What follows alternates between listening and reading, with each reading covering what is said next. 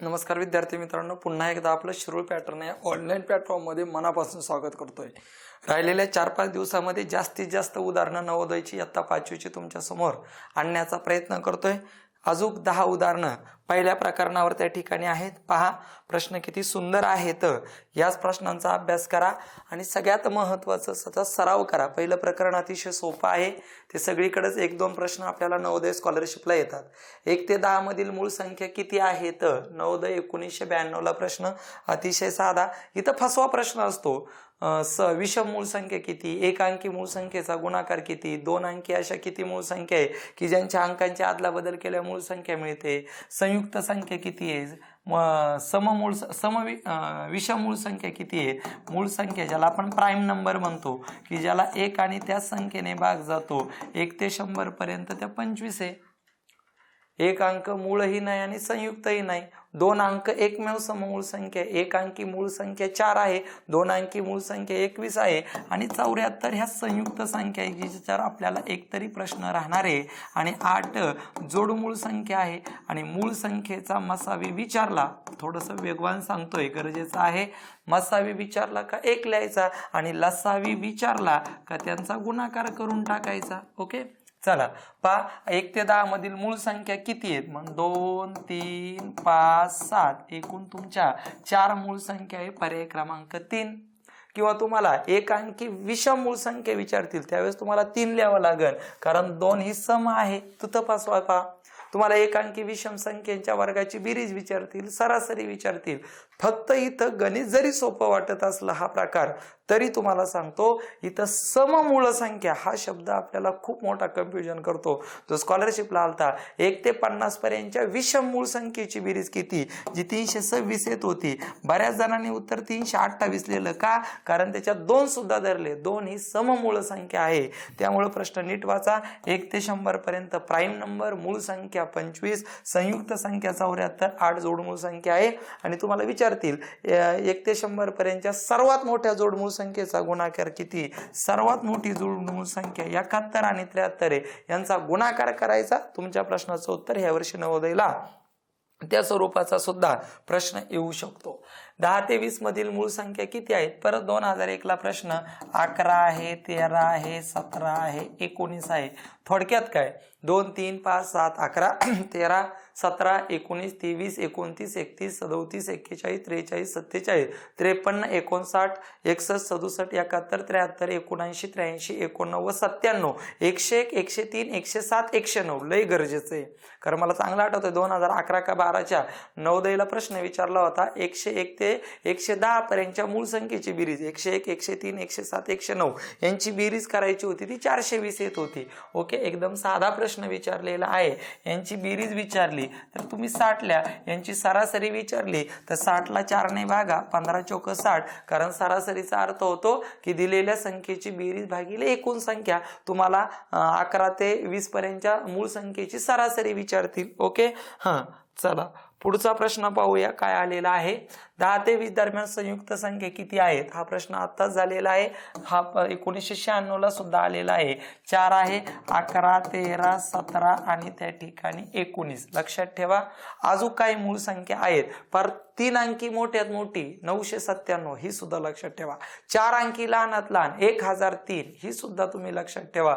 जसं 1 ते 100 पर्यंत 25 मूळ संख्या आहे, तसं 101 ते 200 पर्यंत 21 मूळ संख्या आहेत. हे सुद्धा लक्षात ठेवा. 191, 193, 197, 100 त्या ठिकाणी तुमचं 99, त्याच्या आधी 181, ह्या सुद्धा सगळ्या तुमच्या मूळच संख्या तुम्हाला पाहायला भेटतील. बघा 2, 3, 5, 7, 11, 13 ह्या सर्व संख्या काय आहे? साहजिकच प्राईम नंबर आहे, म्हणजे त्या मूळ संख्या आहे. नवोदय 2000 ला आलेलं गणित आहे. मूळ संख्या पाठच करा. फक्त तिथं 2 सममूळ संख्या, याच्यावर थोडासा बारकाईने विचार करा. चला पुढे जायचं. आपल्याला प्रश्न काय आहे पहा. पहिल्या 10 नैसर्गिक विषम संख्येची बेरीज विचारली. एकदम सोपा प्रकार आहे. 10 चा वर्ग 100 करून टाका. हे तोंडी झालं. आता व्यवस्थित सांगतो पहा बरं का.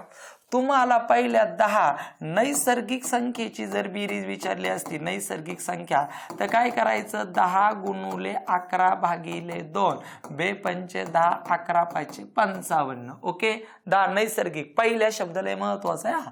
तुम्हाला पहिल्या 10 सम असू 15 असू काही असू असा पहिल्या शब्द वापरला तर 10 गुणुले 11 11 10 110 उत्तर लिहायचं.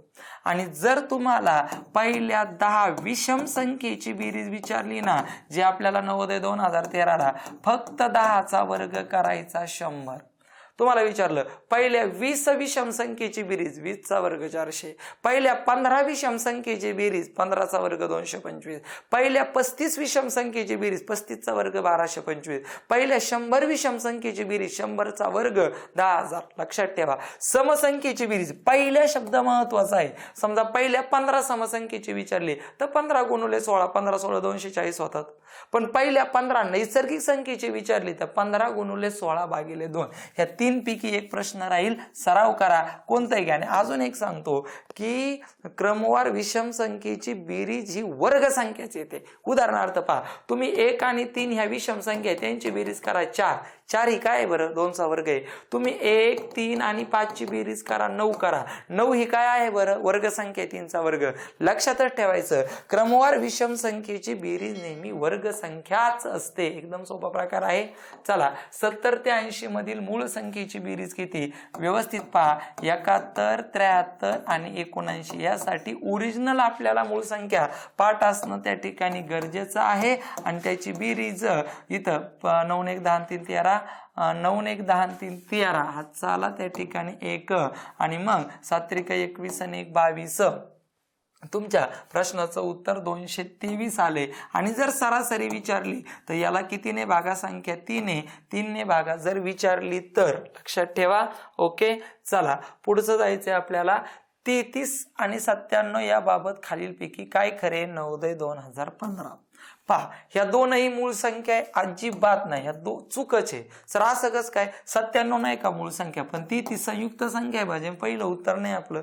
ह्या दोन्ही समूळ संख्या आहे. पाहू आपण दोन्ही 11च्या गुणित आहे 11 त्रिक 33 चूक आहे. 11च्या पाड्यात 33 आहे 97 नाहीये. दोन्ही समसंख्या आहे.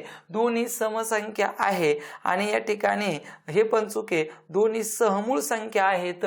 दोन्ही ह्या सहमूळ संख्या आहेत. पर्याय क्रमांक त्या ठिकाणी बी. सर आम्हाला समूळचा अर्थ एकदा नीटनेटका समजून सांगा. स्कॉलरशिपला पण आलाय. समूळ संख्या या शब्दाचा अर्थ होतो की ज्यांचा सामायिक विभाजक 1 आहे. मग बघा तुम्ही 33चे अवयव पाडा म्हणजे 33ला कोणी कोणी भाग जातो 1 11 1 त्याच्यानंतर 3 11 आणि 33. तुम्ही 97ला भाग द्या 1 आणि 97 यानेच भाग जातो. मग यांचा सामायिक विभाजक काय आहे 1 आहे. ज्या संख्यांचा सामायिक विभाजक 1 असतो त्यांना आपण सहमूळ संख्या म्हणतो. आणि सहमूळ संख्यांचा मसावी 1 असतो लसावी त्यांच्या गुणाकारा इतका असतो. त्या सहमूळ संख्या 2 नैसर्गिक क्रमवार संख्या 2 क्रमवार विषम संख्या 2 मूळ संख्या 2 जोडमूळ संख्या ह्या 100% सहमूळ संख्या असतात. लक्षात ठेवायचं आहे. ओके चला पुढे जायचंय. 1 ते 20 मध्ये या नैसर्गिक संख्यामध्ये मूळ संख्येची टक्केवारी किती आहे असा प्रश्न विचारला आहे. लक्षात ठेवा 1 ते 20 पर्यंत नैसर्गिक संख्या 20 आहे ही पहिली गोष्ट फायनली लक्षात ठेवा. त्यानंतर 1 ते 20 पर्यंत 8 मूळ संख्या आहे हे पण दुसरी गोष्ट लक्षात ठेवा. 8 मूळ संख्या आहे 2 3 5 7 11 13 17 19. आणि मग या ठिकाणी पहा 20 पैकी 8 आहे तर 100 पैकी किती 8 गुणुले 100 भागिले 20 20 5 100 8 5 40. पर्याय क्रमांक 4 नंबरचं आपलं त्या ठिकाणी उत्तर आहे. लक्षात ठेवा 2010 ला आलेलं गणित. चला पुढे जायचंय. कोणत्याही नैसर्गिक n संख्येबाबत खालीलपैकी काय सत्य. याचा अर्थ काय आहे ती ही याचा अर्थ ती मोठी आणि त्याचा अर्थ ती लहान आहे. कोणत्याही n नैसर्गिक संख्येबाबत खालीलपैकी काय सत्य. आता तू n ची किंमत कोणती नैसर्गिक संख्या मान कोणती. आता मी n ची किंमत मानतो त्या ठिकाणी 3 मानली कारण सगळ्यात लहान नैसर्गिक संख्या 1 आहे. सर्वात लहान पूर्ण संख्या 0 आहे. लक्षात ठेवा. आता मी a च धरलं मग आता 100% n चा वर्ग आणि इकडे n चा असं होऊ शकत नाही ना. 2 चा वर्ग 3 चा वर्ग 9 आणि 3 चा घन 27 इकडे पाहिजे होतं म्हणजे हे चूक आहे. चला पुढचा प्रश्न का पर्याय 2 नंबरचा दिला ते सुद्धा चूक आहे. अरे n मोठाच आहे ना, n चा घन मोठाच येणार आहे ना, म्हणजेच इथं काय त्या ठिकाणी इथं n चा घन आणि इकडे n चा वर्ग दिलाय, इथं 27 आणि इकडे 9, हे सुद्धा चुकीचंच आहे, इकडे पाहिजे होतं. पुढं काय दिलेलं आहे पहा. आता इथं सगळ्यात महत्वाचं c चं विश्लेषण करूयात आपण. c चं विश्लेषण करत असताना n चा वर्ग म्हणजे 3 चा, इथं बघा n चा वर्ग आणि n चा घन, इथं थोडंसं समजून घ्या. n चा वर्ग म्हणजे 2 चा आणि इथं काय झालेलं आहे, इथं सॉरी n म्हणजे 3 मानले 9 आणि इथं काय झालेलं आहे 27. लक्षात घ्या इथं सगळ्यात महत्वाचं -18 आलं, हे सुद्धा चुकीचंच आहे. का? कारण -18 पेक्षा 0 मोठे राजा, -18 पेक्षा 0 मोठे. मी नाही सांगत पेपरला आलेला प्रश्न. आणि पर्याय क्रमांक 4 नंबरचं बरोबर आहे. का सर? यांची किंमत तुम्ही काय मांडलेली 3, हो 0 पेक्षा 3 मोठेच आहे, पण इथं जर -3 मांडले असते तर ते 100% लहान झाले असते. -18 लहानच आहे 0 पेक्षा, म्हणजे हे इकडं पाहिजे होतं. पर्याय क्रमांक 4 अतिशय भारी गणित त्या ठिकाणी दिलंय. ओके चला पुढं पहा. जर 3 ही b च्या आधीची संख्या आहे, 3 ही ना ती b च्या आधीची आहे, म्हणजे b च्या आधीची म्हणजे तू b 4 मान किंवा 5 मान, चल मी 4 मानून टाकली, विषय संपला. b ची किंमत 4च मानून टाकली.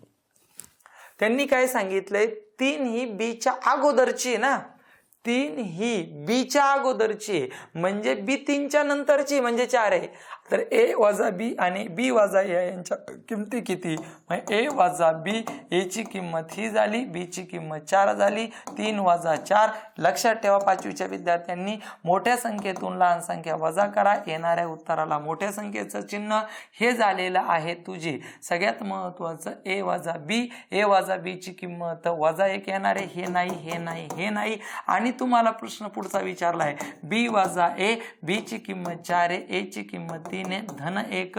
पर्याय क्रमांक 1 नंबरचं आपलं उत्तर. लक्षात घ्या -11 आणि -13 याची किंमत -24 झाली, पण 11 वजा 13 मोठ्या संख्येतून लहान संख्या वजा करा, येणाऱ्या उत्तराला मोठ्या संख्येचं चिन्ह द्या. 5वीला सुद्धा चिन्ह गरजेची, वजा वजाची बेरीज होते पण अधिक वजाची वजाबाकी होते, येणाऱ्या उत्तराला मोठ्या संख्येचं चिन्ह त्या ठिकाणी द्यायचं असतं. असो अशा पद्धतीने येणाऱ्या 20 तारखेला जे आपल्याला जो पेपरला जायचं आहे नवोदयला, त्यासाठी पहिल्या प्रकरणावरच्या 10 गणितांचं पुन्हा एकदा त्या ठिकाणी रिव्हिजन केलेलं आहे.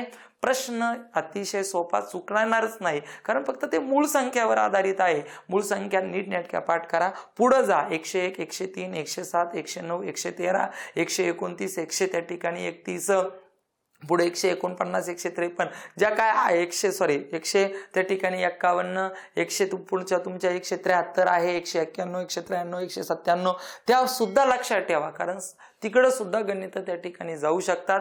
मूळ संख्यांना आपण प्राईम नंबर म्हणतो. 2चा बारकाईने विचार करा. जोडमूळ संख्या 3 व 5, 5 व 7, 11 व 13, 17 व 19, 23, 29 व 31, 41, 43, 59, 61, 71, 73. जोडमूळ संख्या पहा. संयुक्त संख्या 74 पहा. मूळ संख्या 25 पहा. ते साहजिकच विचारतील एकूण विषम मूळ संख्या किती, पटकन टाकून देतील. त्या 24 लिहाव्या लागतील, 25 नाही, कारण सम 2 ही सममुळे, एक अंक मूळही नाही संयुक्तही नाही. हे सुद्धा नीटनेटकं पहा. व्हिडिओ आवडला असेल तर नक्की लाईक करा. 3-4 दिवसामध्ये खूप चांगल्या दर्जाची, आता उद्याच त्या ठिकाणी मी लसावी मसावी सरासरी काळकामयोगाची परत 10 उदाहरणांचा व्हिडिओ तुम्हाला टाकतो. परीक्षेला जाण्याच्या आधी ती गणित चांगली पहा. असो व्हिडिओ आवडला असेल तर नक्की लाईक करा. येणाऱ्या पेपरसाठी माझ्यातर्फे जेवढं जास्तीत जास्त तुम्हाला देता येईल तेवढा प्रयत्न करा, आणि नंतर आपण स्कॉलरशिपचे 1 महिना परिपूर्ण व्हिडिओ त्या ठिकाणी परत सुरू करूयात. थांबू. धन्यवाद.